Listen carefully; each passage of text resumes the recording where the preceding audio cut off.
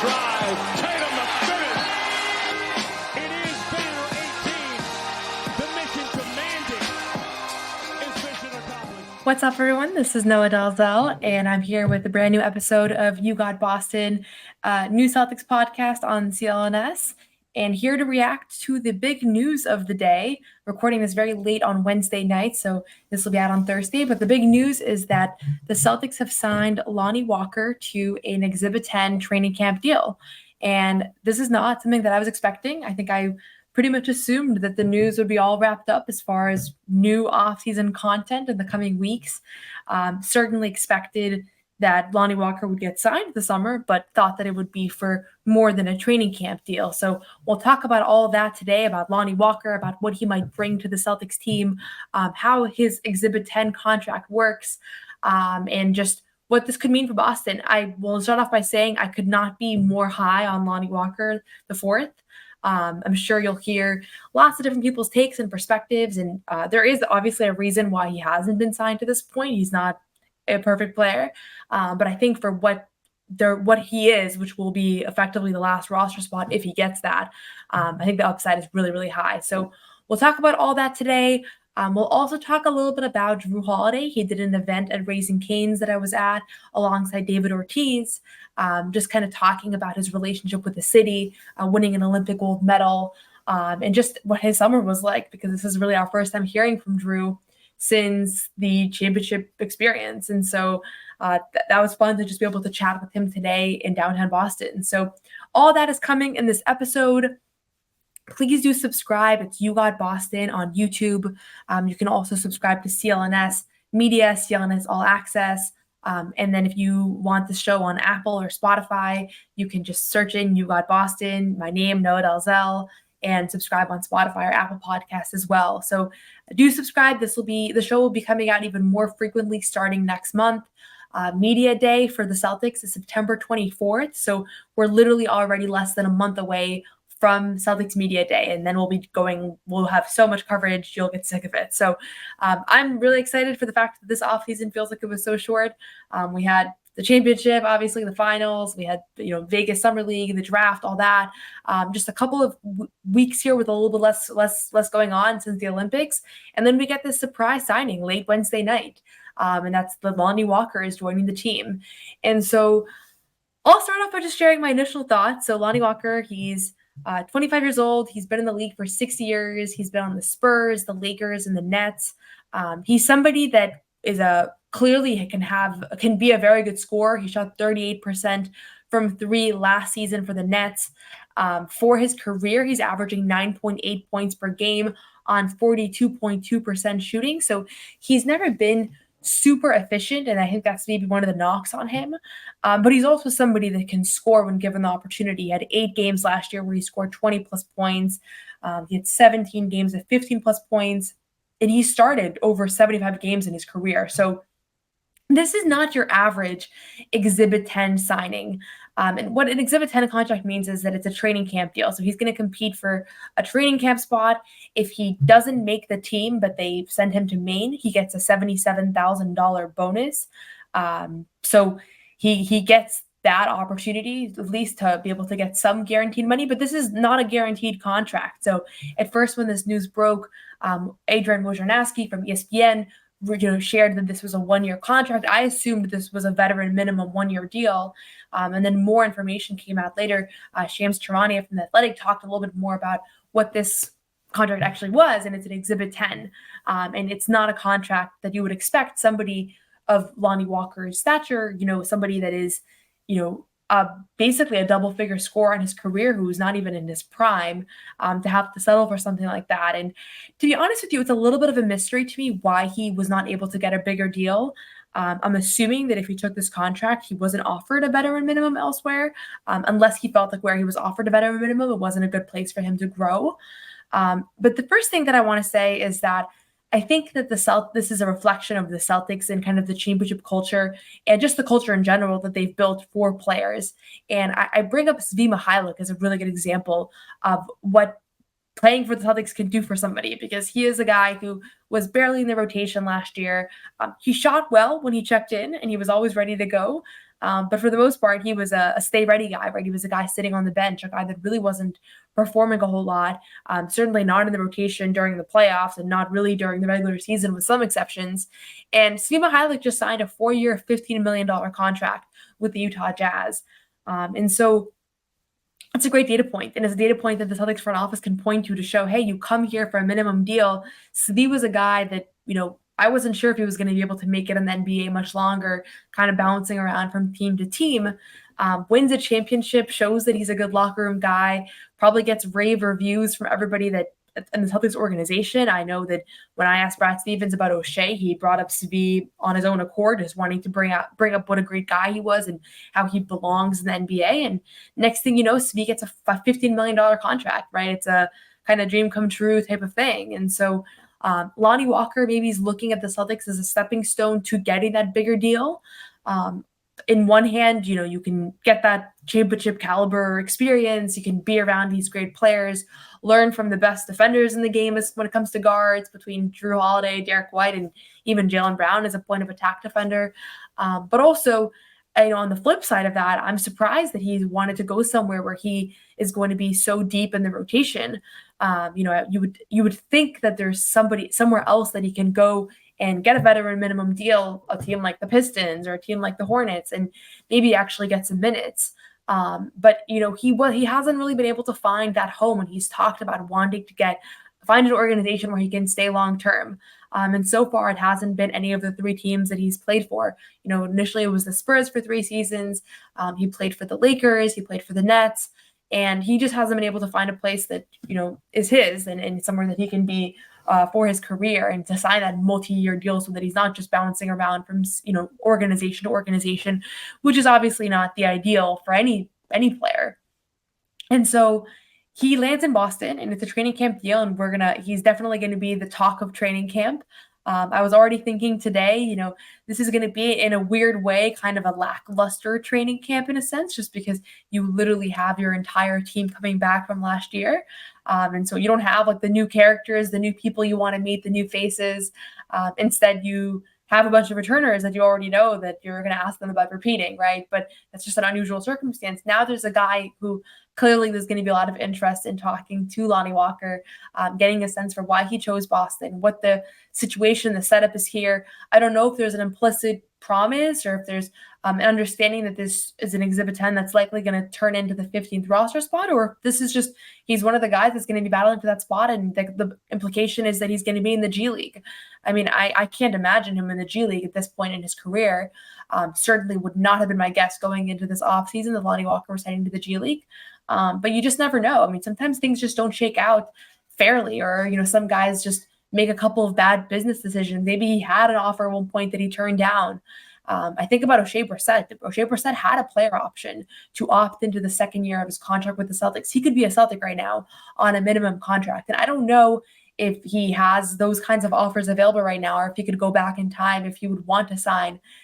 He wishes that he opted in, So you just never know. For some guys, it works out. Like Svi obviously worked out this year. And then you see guys sometimes go overseas and you're like, that guy couldn't make it. I remember talking to Jared Sullinger earlier this year, and Jared Sullinger was telling me, once you go overseas, you're kind of like out of the mix, and teams kind of view you as like you're not really in the picture anymore. And he's a guy that chose to go overseas relatively early on, and that was kind of the end of his NBA career. And so I think you got to play your cards well when you're one of those guys that's not a star, not a guaranteed guy, not a lottery pick, but a guy that is kind of a mid-tier, maybe you'll make it, maybe you'll have a really long career, maybe you won't. And so certainly that is, Lonnie Walker, he finds himself in this position that probably most of us didn't expect him to. And he ends up a Celtic. And I think for him, he's joining an organization that is renowned. It is a championship caliber organization, obviously. And he's going to be playing alongside Hall of Famers, between Jrue Holiday, Al Horford, Jason Tatum, Jaylen Brown, just some of the best players in the league, and just guys that are experienced in so many different facets. So I'm sure from a mentorship standpoint, this team doesn't lack that. You wonder on the rotation, say he does make the team, which is my assumption. So he gets that 15th roster spot, signs the minimum deal off the training camp. You would expect him to be in the bench rotation, at least during the regular season. And he's a guy that you can count on for a basket. He's a 9.8 point per game score in his career, right? And so you think that he's a guy that maybe plays alongside or competes for minutes with a Sam Hauser, maybe a guy like Jaden Springer, who I think some of you guys might know I'm pretty high on. Maybe this bumps him back a little bit, just because Lonnie Walker is a more refined offensive talent, at least, or at least that's the understanding right now. I think Jaden Springer hasn't had that many rotation minutes to really know what the situation is for him on the court. But I don't think Lonnie Walker is going to spend a lot of time in the G League at this point. So my prediction at this point, from what we know, and obviously things can change really quickly here, is that he goes to training camp, he impresses because he's an impressive player, and they sign him for that minimum contract spot, and then he is in the rotation. Honestly, that's what I think will happen. I'm really high on Lonnie Walker. I think if you're depending on how closely you follow the NBA, you may or may not have heard of him or remembered his name right away when you heard of the signing. And the first thing that I think about when I think about Lonnie Walker is the Lonnie Walker game in the 2023 postseason. He was a member of the Lakers in Game 4 of the Western Conference semifinals, Lakers-Warriors. Lonnie Walker, who had pretty much fallen out of the rotation, checks in and scores 15 fourth-quarter points, 6 of 9 from the field. One of those like all-time performances where you just get chills watching, because you see a guy who is, on the fringe of in and out of the rotation, in and out of the league, dealt with his fair share of injuries and adversity, and he's been open on a lot of other issues that we can get into another time, but comes in and just has this masterful fourth quarter. Is the TNT interview. You can just tell that he's kind of pitching himself the whole time. And I thought that was going to be a breakthrough moment for Lonnie Walker, and that last year on the Nets, I thought he was going to be one of the primary options, and he wasn't that. And so you wonder if there's something about him that maybe we are not aware of, we, the media, fans, people that just follow the league. It's certainly something that I'll be talking to people over the coming days and getting a sense of if there is some sort of red flag or something that we're not, maybe is not being taken into account when we're evaluating Lonnie Walker as a player, because I know there were a lot of other NBA players that have spoken out about, like, this is weird that he didn't get signed yet. NBA Central posted it literally today. So I thought that was just ironic that the day that there's a Lonnie Walker highlight reel being passed around on Twitter of like, who's going to sign this guy, the Celtics sign him. And so yeah, this is not what I expected, but I think this is going to go down as a really good signing. I think Brad Stevens has done it again, because even if it doesn't work out, you didn't really lose much. And if it does work out, you might have like a real rotation piece, a really good bench player in the mix, and a young guy that's just not even in his prime yet. I think this is going to work. I got a good feeling about this. I've been a longtime fan of his.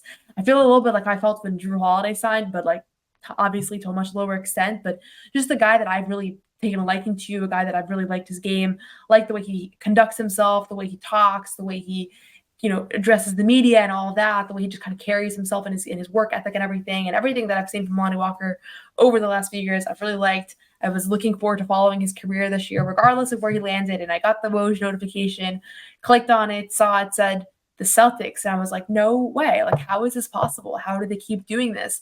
How does the league let them get away with this, getting the guy that was the biggest name still available in free agency? PrizePicks is America's #1 daily fantasy sports app with over 5 million active members. PrizePicks is the easiest and most exciting way to play daily fantasy sports. Unlike other apps, on PrizePicks, it's just you against the numbers. All you do is pick more or less on 2 to 6 player stat projections and watch the winnings roll in. You can now win up to 100 times your money on PrizePicks with as little as 4 correct picks. PrizePicks is the best way to get action on sports in most states, including California, Texas, and Georgia. PrizePicks is the only real money daily fantasy sports platform with an injury insurance policy, so that your lineups stay in play even if one of your players gets injured. If your player leaves in the first half and doesn't return, your picks are still alive. And it's fun, it's simple, it's the easiest way to do it. You can right now, just in time for football season, you can put your picks in on all players and stat types that you're selecting. Download the PrizePicks app today and use code CLNS and get $50 instantly when you play $5. That's code CLNS on PrizePicks to get $50 instantly when you play $5. You don't even need to win to receive the $50 bonus. It's guaranteed. PrizePicks, run your game. Another kind of fun fact that I saw about him today is that he's a career 59% shooter against Boston. So follows the long time habit that the Celtics front office has of signing players that are quote unquote Celtics killers, players that have really excelled and played very well against Boston over the years. And O'Shea Brissett's an example of a guy that had 6 threes when he was on the Pacers against the Celtics. So O'Shea is certainly an example of that, of a guy that, maybe the Celtics front office notices him and they keep tabs on those players. And Lonnie Walker's a guy that's played really well against Boston, which is maybe part of why I have a high impression of him. Although really that Lakers game, the Lonnie Walker game, is the one that really stands out to me when I think about what he's capable of. And obviously it's just one quarter. You don't want to draw sweeping generalizations about a player from that, but really exciting. So that's my initial impression on Lonnie Walker. I guess just to sum it all up, I couldn't be more excited about August 28th. This is the notification that you get after a summer where you already re-signed your entire team on the heels of winning the NBA championship. And now you get this really promising guy to add to the bench mix. And this is a bench that was always a really good Celtics plus minus bench. Like, when we talked about the Celtics bench, they were outscoring opposing teams' benches. They were very effective defensively, but they were a low scoring unit. So it was more just that they were effective on the court more as complementary pieces. You didn't have many shot creators. Pritchard at times, Hauser at times, but more catch and shoot. And Lonnie Walker might change that, might bring a dynamic that they were missing. The question with him is defensively. That's been where he's been a little bit inconsistent. And I would imagine that a training camp, what they're going to be looking for is if he can kind of grasp the Celtics defensive system, because if he can't, there you go. It's not going to work out for him in Boston. So hopefully he can. Hopefully he is able to figure this out and to kind of show the Celtics, coaches that he's a guy that they want to invest in and work with, and he sticks around and that he helps contribute the team in their pursuit of banner 19. I love going to events right now. It's football season. I love going to football games, concerts, really any events. Living in Boston, you can just put in any event into the Game Time app and you can get the best prices guaranteed. Game Time has a new feature called Game Time Picks that makes getting tickets to see your favorite teams play live even easier. Game Time Picks filters out the fluff to show you only incredible deals on great seats so you don't have to waste time searching through thousands of tickets. So all you have to do is figure out what it is you want to attend. For example, I'm looking right now to get tickets for my family for opening night for the Celtics. So I can search that game in, browse through the seats on Game Time Picks. I can already see there's lots of great deals. There are super deals, different tiers of deals. And basically, as I'm looking, I'm able to actually see what the actual perspective of the court is from that particular seats. I have to make sure I don't want to get them seats that are in the balcony that are too far away. I can see what the court view is going to look like from those seats. So that way I'm able to choose without just looking at a seat number, which maybe doesn't mean anything to me. I'm able to see right away that this is a seat that I want to buy for my family members for opening night so that they can see the ring ceremony and the banner raising and all that fun stuff. So Game Time Picks makes curation much easier. It makes it easier to save more on sports, concerts, comedy, theater, etc. It's all in pricing, so you can use this feature to see the total upfront price. So there's no fees at the checkout. So the price that it says is the price that it is. You get the panoramic view. You get a lowest price guarantee for Game Time. So if you find a lower price elsewhere, Game Time will credit you 110% of the difference. And there's Game Time ticket coverage. So your purchase is covered with the most flexible customer service policy in the ticketing industry. So take the guesswork out of buying tickets with Game Time. Download the Game Time app, create an account, and use code CLNS for $20 off your first purchase. Terms apply. Again, create an account and redeem code CLNS for $20 off. Download Game Time today. What time is it? Game Time. So that's it on Lonnie Walker. The other thing I wanted to touch on today in today's episode of You Got Boston is Jrue Holiday, because was at an event at Raising Cane's in downtown Boston today, and it was a sort of grand opening. It was called the Golden Birthday of Raising Cane's. It's the 28th birthday on August 28th, and it was also the 828th franchise. So a whole lot of excitement around that for the restaurant chain. Obviously, Raising Cane's does a lot of stuff with athletes. I actually don't know how they managed to do that, how they managed to sign so many players to come and serve chicken. And Al Horford did it in the summer as well, right after they won the championship. But basically, Jrue Holiday was at Raising Cane's, as was David Ortiz, Red Sox legend, doesn't need any introduction, and also the artist Jake. I don't know if you guys know him, how much you follow that type of music, but Jake has a famous song called Golden Hour. He kind of blew up on TikTok. So they had this big event in downtown Boston. A bunch of media there, a bunch of fans. It was like early in the morning. It was a ribbon cutting. The entire restaurant is like gold covered right now. And Jrue Holiday was kind of the main attraction. He was there filming some commercials, some content, and I posted some stuff on Twitter. So if you're curious, you can check that out. My Twitter handle is at Noa Dalzell, so follow there. But we then had a little bit of a press conference with Jrue Holiday, which was a lot of fun because I haven't had the chance to ask him any questions since literally the night they won the championship. So it's been a while. And I'll just talk briefly about some of the things that stuck out to me from our conversation with Jrue. I asked him about what it's been like walking around the city since winning the championship versus how it was beforehand. And I love this quote. He said, before winning, I could go places, like it'd be kind of fun walking around. And then like now it's just, he gets stopped all the time. And that's what you hope, right? As a player, you want to be the guy that you're so beloved in the city where you play. And usually a championship is what delivers that. And I remember before the Celtics won the championship, Jason Tatum talked about how he already receives so much love walking around the city of Boston. And he basically said, I can't wait for what that will feel like once I help bring a title to the city.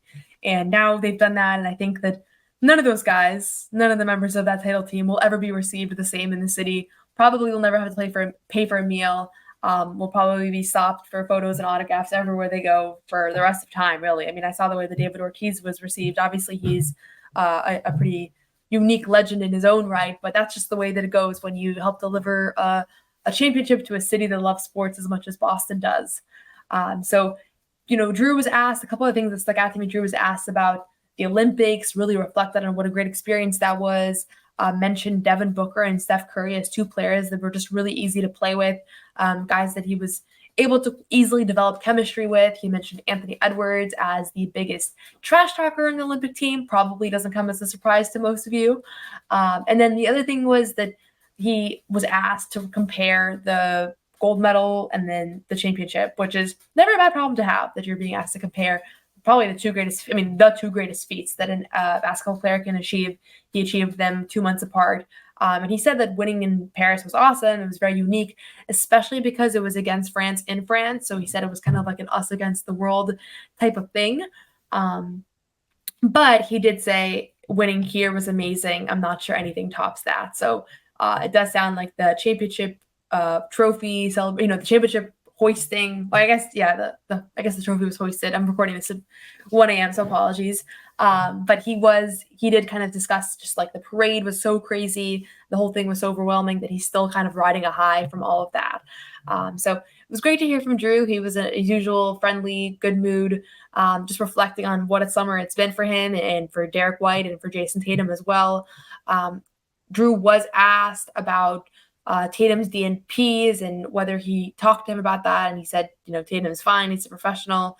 He wasn't worried about all that. So kind of the standard PR answer that you would expect from Jrue Holiday. And I think that'll be the standard answer in general, because I'm sure during media day and training camp week, there's going to be a whole lot of questions about, Tatum Olympic experience, Jaylen Brown's Olympic experience. And I think we're going to get a whole lot of PR and probably just people saying the right thing and making it a non-story, which I think that ultimately will have to be a non-story because it's going to be, months after the fact and, ultimately not the team. The Olympic team is not the team that we're here to talk about, right? So we'll see about all that, but that was Jrue Holiday's response. And then Holiday was also asked about re-signing the entire roster, and he said, I think it's going to help a lot. It's always hard to win one, but to win back-to-back is even harder. So I think just kind of getting a head start on other teams where we have the continuity. So he is high on the fact that the Celtics brought everybody back. Again, this was a couple of hours before the Lonnie Walker signing was announced, so we didn't get to ask Jrue about that. But in a couple of weeks, the whole group will be back together, and we'll be able to talk to Jrue, to Lonnie Walker, hopefully, and to the rest of the team. So I have a story on Celtics blog about the Jrue Holiday event, including, it was funny when Jrue Holiday was answering my question about kind of how he's been received in Boston. David Ortiz walked in and interrupted him, and they embraced in the middle. And it was just very cool just to hear David Ortiz talking about what it was like for him to follow the Celtics throughout the playoff run. He said, I'm a Celtic, I cry, I scream. Holiday said, I can vouch for that. So I think those two have a little bit of more of a friendship than I would have known. But Ortiz also said that it was just really cool to see Al Horford win a championship. Al Horford became the first Dominican athlete to win an NBA title. So super cool on that front. And he said, so that made the experience even more special for him. So all in all, it's a really cool event. Lots of posts and videos and quotes on my Twitter. So if you want more coverage from that event, you can check it out as though you're there. Also have a story, as I mentioned, on Celtics blog. And then we'll have more Lonnie Walker coverage, analysis. I'm sure we'll discuss it all as a group as well. But for now, I just wanted to put out my initial thoughts. I think it's going to be one of those moves where one day people are going to go back and say, how did Brad Stevens get this done?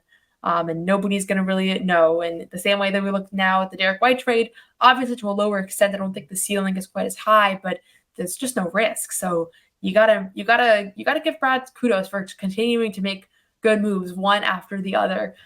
So I'm really excited about it. We'll have more coming up soon. For now, please subscribe. You Got Boston is the YouTube channel, Spotify, Apple, wherever you can get it. Please listen. You can share with your friends, like, comment, subscribe. Feel free to reach out to me on Twitter if you have any questions, criticism, feedback, ideas, whatnot. For now, thanks for listening. I'm Noa Dalzell.